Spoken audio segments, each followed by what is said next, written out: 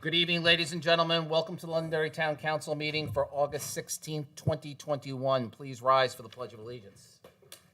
I pledge allegiance to the flag of the United States of America and to the republic for which it stands, one nation, under God, indivisible, with liberty and justice for all. Ladies and gentlemen, please remain standing. Let's just have a moment of silence and some good thoughts for all of the Americans who are trying to get out of Afghanistan and trying to get home. Thank you. Okay. So the first thing on my agenda tonight is I have public comment. So we have assessing here tonight, right, under public comment? Yes, Mr. Chairman, I have asked our town assessor, Steve Hamilton, if he would make a brief presentation regarding the revaluations letters that are going to be going out to residents in the very near future, and to just describe exactly what's happening. So, ladies and gentlemen, Mr. Hamilton is going to be talking about a number of things that have happened here in the community, including this real estate market, which is unprecedented probably in our lifetime of what's moving around here in the residential arena, and the changes in the valuations, and that we're going to be taking a proactive approach of communicating with the homeowners and with the business owners, and letting them know what's coming in December versus just sending them a bill. That about cover it? Thank you, Mr. Chairman and members of the council. That was a great introduction. So we are closing in on the point in time where we want to communicate to all of the taxpayers the results of our revaluation work this year. As the council has adopted an every 2-year revaluation schedule rather than waiting for the full 5 years. We've been working earnestly on this valuation project since the end of December.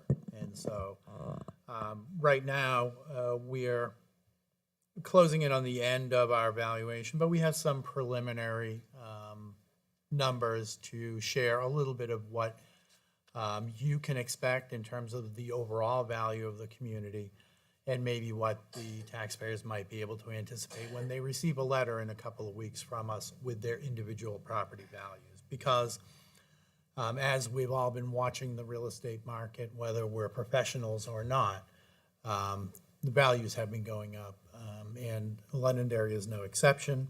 The total value of the town in the last 2 years, by our reckoning, has gone up by approximately 14%. And so that's a pretty significant increase. If you multiply that out by a 5-year period, if this kind of increase were to continue, then that would be a very significant increase at the end of the 5-year period that you used to be under. So this will provide for a more of a stepped change. And indeed, if these market values continue to rise, then it will be a step in that direction. But if there's a change in direction over the next 2 years, then those will be reflected shortly in 2023. So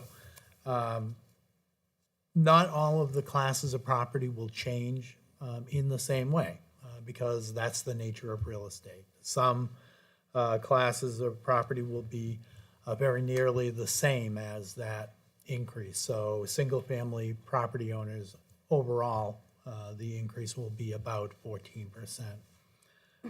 Condominiums, depending on the complex, will be in the range of 12 to 18%.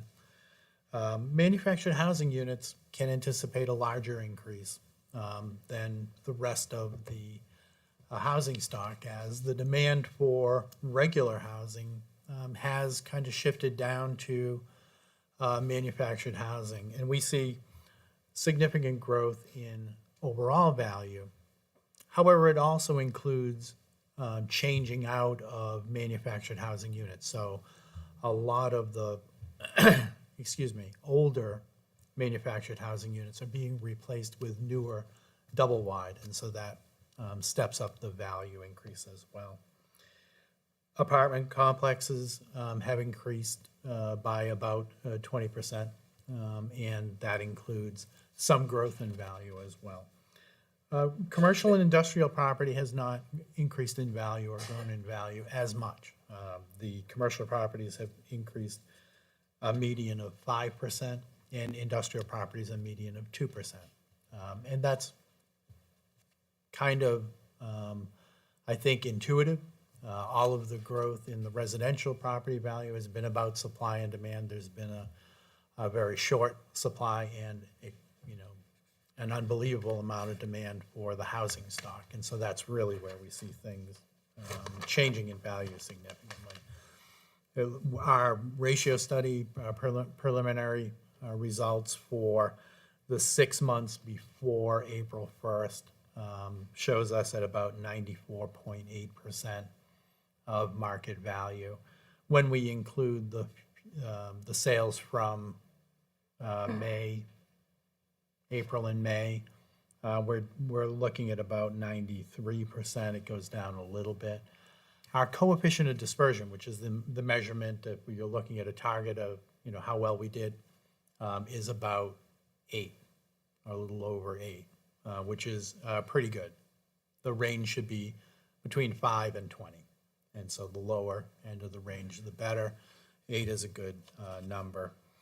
When we send out notices, we're going to be making information available online for taxpayers to be able to research the sales of properties, because not everybody will be as knowledgeable about the recent sales of property that we have to rely on. And so some of the tools that will be available to them is the Vision Online Sale lookup process, which there'll be a link to that database on our website. There'll be lists of sales that we've used that will be organized by style, by neighborhood, by use of the property, those kinds of distinctions.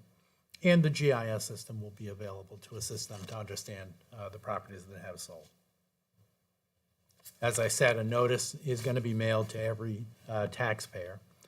We're going to be sending them out to the mailing person probably the beginning of next week. So we think the 23rd or the 24th of August. It's going to take them about a week to turn around all the notices. So people should be able to anticipate getting them at the very end of August and the first couple of days of September. We're going to be holding informal hearings, which is different than was done in 2019, where people will be able to call in to a number that is printed on that notice. They'll be able to schedule an appointment with me or one of the representatives from my company, who will sit down with taxpayers and help them to understand the process of revaluation and why the value might have changed on their property, and get some information if there has been an error in our understanding of their property description. So Steve, we're going to do all this before we send the tax bills out, so we don't Yeah. have all the abatements. Yep. Well, I mean, We may have the abatements anyway, but this helps with the process. it helps in two ways. It helps to reduce the number of abatements, but also for us as valuers, this is the final check on the work that we've done. So if we've made a mistake in a neighborhood or in a condo complex, we hope to hear that and be able to make those corrections before we send out the tax bills. Terrific. We'll be taking those appointments in person, and we'll be doing them over the telephone. So if people are concerned about COVID-19 or their safety, they can do a phone-in interview with us. We'll be following up with a response after the hearing. And one thing that I did want to mention, and I'm sorry I've taken so much of your time. Please. I know how valuable This it is is. probably the most important things taxpayers should learn about, so. I wanted to say a few words about something that we've heard filter back to the assessing department. We've undertaken a change in the valuation formula for condominium units. It used to be here that the valuation formula included a value in those condominium units for land as a component of the value. We've simplified the formula for valuing condominium units to focus on the unit itself and the features of the unit without creating some other value to attach to some land rights that every condominium unit owner possesses, but we don't want to value separately. We don't want to try and do that. That gets way too complicated. And so we've simplified the formula. We're not taking anybody's land away from them. In fact, if land was described on their property record card previously, which it was for a lot of the duplexes and condex condominiums, we're not changing that. And so the land will still be described there. It just won't be valued there. So the value on the land will be zero. All of the value will be in the unit. That's the most consistent way to value condominiums. It's the way that it's done in almost all communities in the state, with the exception of very few. So I just wanted to say that up front, when a condominium owner sees their property record card, they may be confused because there may have been a land value associated with that property, but now there'll only be one value for it. Are we going to continue with the form that we started using a few years ago, which breaks the tax rate down by percentage and where the money goes? Can that go out with the letter too? So we don't want to get too complicated with the communication. We can certainly talk. Kevin and I have been reviewing what will be included with the letter. We can probably best describe that on a percentage basis. So Since that I understand the rate will change based rate on the will change. valuations and everything. I think the council has found that to be a tool that helps us so that people understand how much of $1 goes where, so they understand when they're looking at their bill what they're paying for. Yep. We've found that to be helpful, and I see other towns are doing it as well. And I'm happy to help to put that together and put that on the backside of the notice that we mail out. All right, questions for Steve?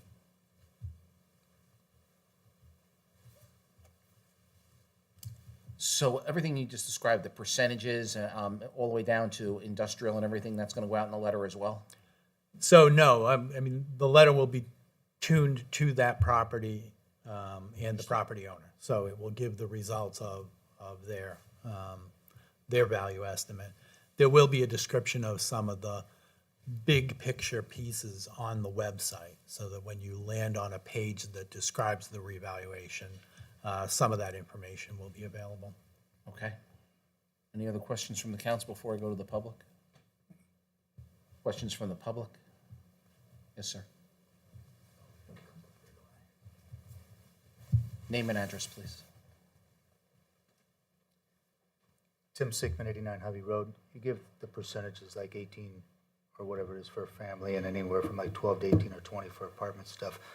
What's that overall change in income for the town on taxes collected? So that's a great question.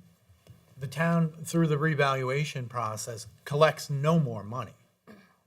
You report to the Department of Revenue Administration all of the money that has to be raised by the town to pay over to the school, for fire protection, police protection, for the administration of the town, for the county, and even a portion of the state education tax.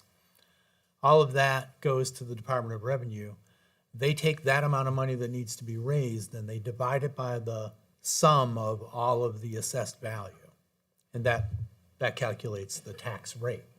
And so if the spending were to all stay equal and the values go up, as with any fraction, the result will go down. So So Those- our total valuation of the town has increased. Do we know the total amount of valuation of the town has increased by X? So we don't know all of the pieces because we're not completing the valuation of the utility property. So we can tell you that the non-utility property has gone up by about 14% overall. The utility appraiser, we don't anticipate that we'll get results from that within the next few weeks, I don't think. Not typically, but you know, there will be an impact on any changes on the utility valuation side. Anything further for Steve? Thank you, Steve. Okay, thank you very much. Ladies and gentlemen, we're in public comment, so if there's anyone who has any additional public comment for the council, now would be the time. Seeing none, I'll take a motion to move to public hearing. So moved. Second. All those in favor, signify by saying aye. Aye. Chair votes affirmative. Mr. Campo. You might as well just stay up here. Yes, I'm up here for a little bit. This meeting is a lot of me. So the first one we have is the American Rescue Plan Act, which is the local recovery funds that was passed through the federal government. We're anticipated to get $2.7 million, but the deadline for non-entitlement communities, which is such as ourselves, essentially it's ones that are not cities, is August 18th. If a community does not opt in, that money goes back into the regular pool and I'm being told will be dispersed to those that did opt in. So there's an opportunity for potentially more. We've already received 1.3 of the 2.7. So what do you need from us? So the next section is a resolution to accept the unanticipated revenue. Okay, then we'll move to that next. We're in public hearing. Are there any questions from anyone in the public? Is there any questions from anyone in the council? Yes. Justin, are there any strings to the money? There are a lot of strings to the money. They are actually more clear with what you can't do with the money than what you can do. It seems to be a lot of, why don't you do it and we'll tell you if it's wrong. There are certain things that are very allowed, a lot of it being infrastructure and things of that nature where they'll allow us. But as I stated, they're more clear with what you can't do. So you will remain a key figure in the governance of how that money is spent, so it's done correctly? Yes, I've been working with Kevin on that to ensure that we're staying within the guidelines of the American Rescue Plan Act. And let me be clear, at a staff level, we are not going to spend $2.7 million before getting the council's Yes. approval to do such. So any plans to spend any of this money will come before the council before anything is done. Good.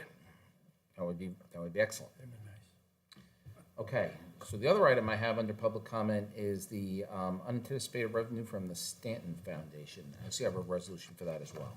Yes, so the police department applied to the Stanton Foundation in order to obtain another K-9 unit, and they were awarded the grant of $27,000, which covers the expenses for the dog. If you look in the budget, the second page of the resolution, it has the budget of what it's for, and it covers 3 years of expenses as well as the upfront costs of outfitting the cruiser and purchasing the dog itself.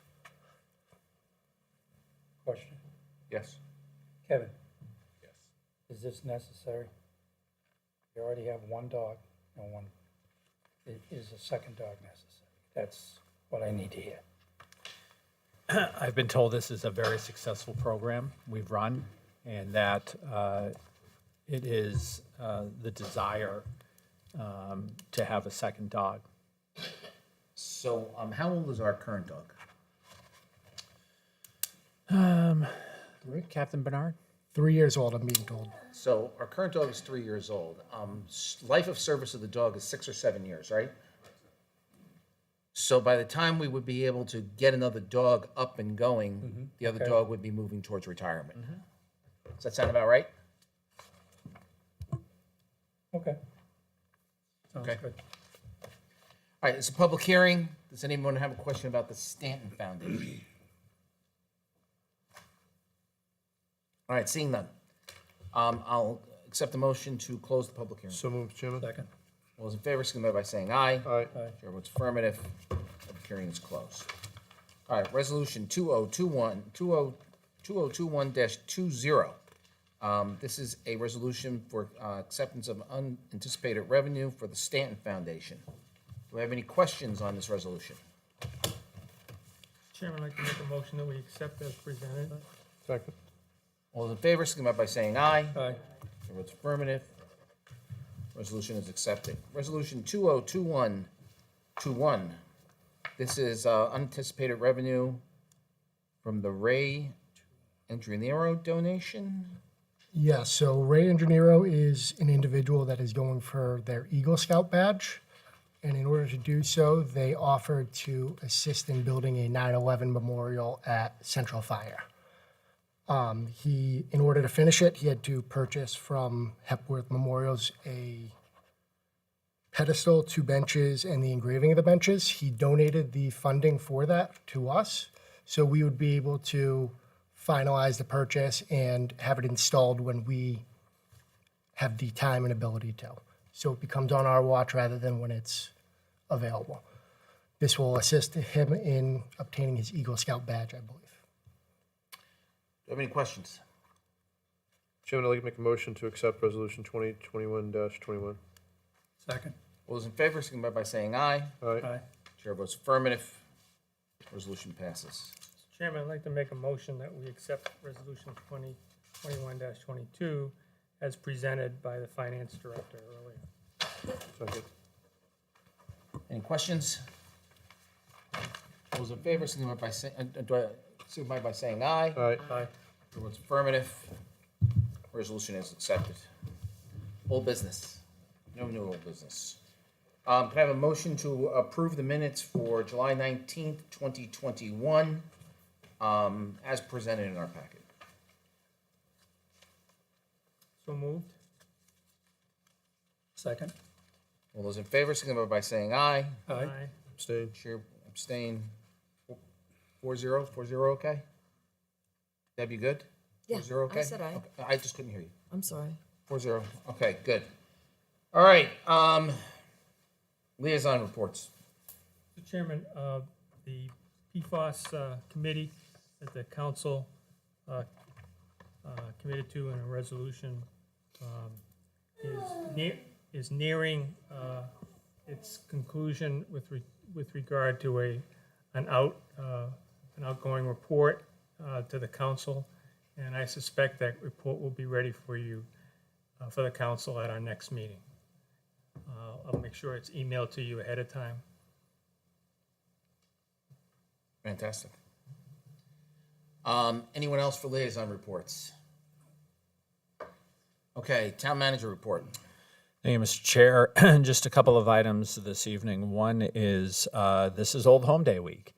If you haven't gotten your shirt, it's on the back of your seat for this Saturday's parade.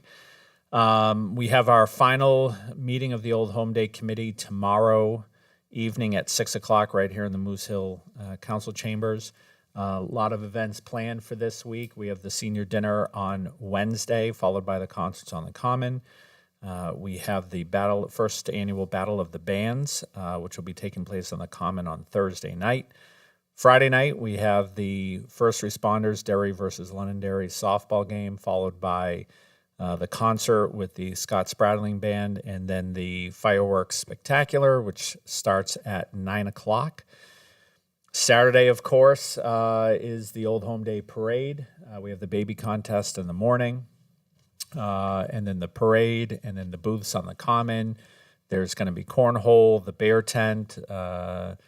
There's the Historical Society is doing the pig roast and some reenactments.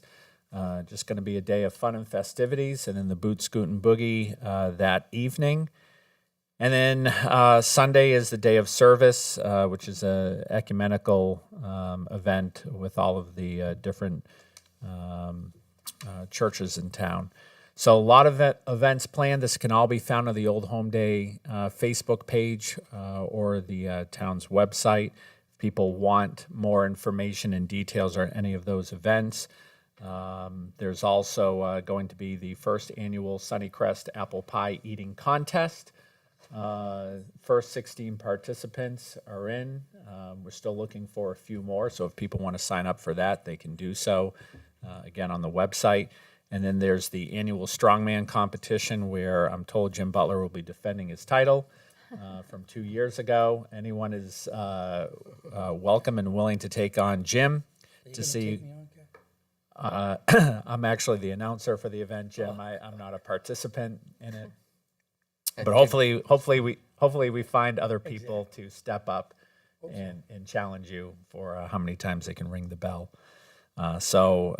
Very exciting. Hopefully the weather cooperates, but we're looking forward to getting Old Home Day back on track this year, and hope to see everybody out there.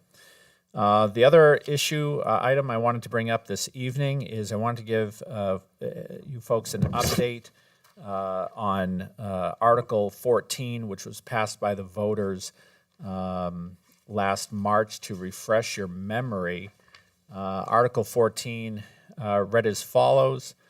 It was to urge the New Hampshire General Court for transparent redistricting. Shall the town vote to urge the New Hampshire General Court, which is obligated to withdraw the maps of political districts within the state following the federal census, to ensure fair and effective representation of New Hampshire voters without gerrymandering, and to carry out the redistricting in a fair and transparent way through public meetings, not to favor any particular political party, to include communities of interest, and to minimize multi-seat districts. Further, if the article is approved by the voters, the record of the vote shall be transmitted by written notice from the town council or the town manager to Londonderry state legislators, informing them of the requests of their constituents within 30 days of the vote. And so following the affirmative vote of that warrant article, a letter was transmitted to all of the House representatives as well as Senator Carson on April 6th, letting them know that the vote passed by a margin of 1449 to 550. In addition to the written letter that was sent, there was also an email transmission that went to each of the representatives and Senator Carson. Paul Skladurek, a member of the community, had requested that they acknowledge receipt of it, and I did receive an acknowledgement from Representatives Lundgren, Dolan, and McKinney, and also from Senator Carson. That's my update. Okay. Lisa? Just very briefly, I'm happy to report that we now have 16 class members for the next Leadership Londonderry class, and it begins in September, on September 16th. Great. Okay, so our next meeting right now is tentatively scheduled for August 30th. If we don't have the August 30th meeting, then we're going to fall out to the 13th of September and probably the 20th of September. So I think we'll look and see how busy it's going to be for the 30th and make a decision when we get closer to the meeting or whether the meeting is necessary or not. Otherwise, we'll come back on the 13th and probably the 20th. And we're going to start moving quickly into budget season. So for no later than the September meeting, we're going to have to appoint for the vacancy on the Budget Committee. And the other thing that happened last week is that some of you may or may not be aware, there was a resignation on the school board. If the school board, in accordance with the school board charter and with state law, if the school board does not come to a majority decision, then the appointment of the school board comes to the town council. So just so you're aware, I don't foresee anything like that happening, but it's been brought to my attention by 3 or 4 community members, so I thought I would share it with all of you. Anything else tonight? I just have a question for Kevin. Kevin, for the barbecue for Wednesday, is supposed to have thunderstorms, and I know you'll probably move the barbecue inside, but at Wednesday's concert on the Commons, they said if it was raining, they weren't going to do it. So I just to reiterate for people. Yeah, that is my understanding. If it is raining on Wednesday evening, the concert will be canceled. However, the senior barbecue will still be held at the Matthew Thornton cafeteria on Wednesday night. And similarly on Thursday, if it does rain for the Battle of the Bands, that will just be canceled in its entirety. It's not being moved indoors. And we do have a rain date for the fireworks in case it rains on Friday. The forecast is so iffy right now. It's talking about scattered thunderstorms literally Wednesday, Thursday, Friday, Saturday, Sunday, but no prolonged rain, just scattered storms. So play it all by ear. Yeah, I just wanted people to know that there were rain dates. Sure. All right, so for the council, there's some assessing paperwork going around that needs to be signed. Is there anything else tonight? Seeing nothing, I'll accept a motion for adjournment. So, Mr. Chairman. Second. All those in favor, signify by saying aye. Aye. Thank you, ladies and gentlemen. We're adjourned. See you in Old Home Day.